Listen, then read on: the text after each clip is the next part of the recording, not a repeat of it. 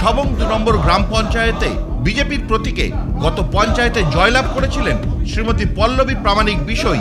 মুখ্যমন্ত্রীর উন্নয়নে সামিল হওয়া এবং 2 নম্বর নওগাঁ তৃণমূল কংগ্রেস পরিচালিত পঞ্চায়েতে সামিল হওয়ার জন্য রবিবার সবং ব্লক তৃণমূল কংগ্রেস অফিসে ডক্টর মানস রঞ্জন ভূঁইয়ার হাত থেকে তৃণমূলের দলীয় পতাকা হাতে ধরে তৃণমূলে যোগদান করলেন পল্লবী প্রামাণিক বিষয়।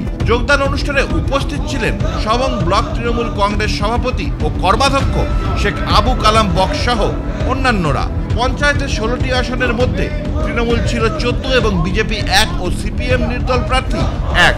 এই যোগদানের ফলে এখন তৃণমূল কংগ্রেসের সংখ্যা দাঁড়ালো 15।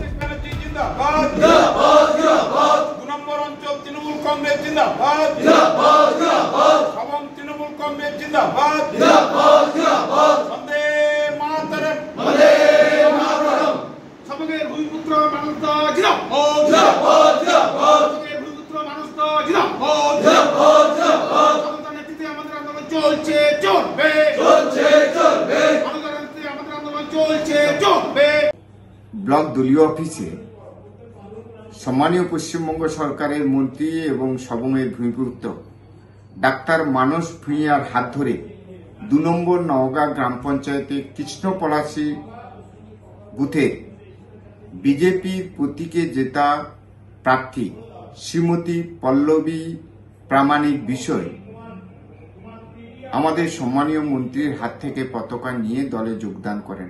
সঙ্গে আরো 25-30 জন ছিল। গত পঞ্চায়েত নির্বাচনের পর থেকে সবংয়ের ভিন্ন বুথে যে 40 জন জয়লাভ করেছিল বিরোধী দল 254 জনের মধ্যে, তার মধ্যে ইতিমধ্যে প্রায় 16-17 জন তৃণমূল কংগ্রেসে যোগদান করেছে।